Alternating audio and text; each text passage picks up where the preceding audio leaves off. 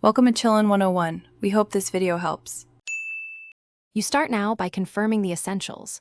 Look for signal bars, ensure airplane mode is off, and disable any call blocking apps. Next, restart the phone and remove then reset the SIM. Give the device 30 seconds powered down so radios reset. If that does not restore emergency calling, swap your SIM into a known working phone or insert a different SIM into this phone to determine whether the issue is the SIM, device, or carrier network. Once done with basic swaps, update carrier settings and the phone OS because mismatched stacks can block emergency dialing.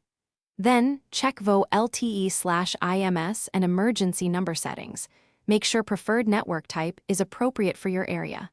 Manually select a different network if roaming options exist, and reset network settings to clear cached profiles. While doing this, record your IMEI and the SIM ICSID, so you can report exact. You should now contact your carrier from a different phone and demand a provisioning check specifically for emergency services. Provide IMEI and SIM ICSID so they can inspect routing and emergency service flags. If support can't fix it remotely, visit a carrier store or regulator with printed identifiers and request a loaner device to prove functionality. Finally, if emergency calls still fail, document call attempts, timestamps, and screenshots so you have a clear escalation record to present to the carrier or authority.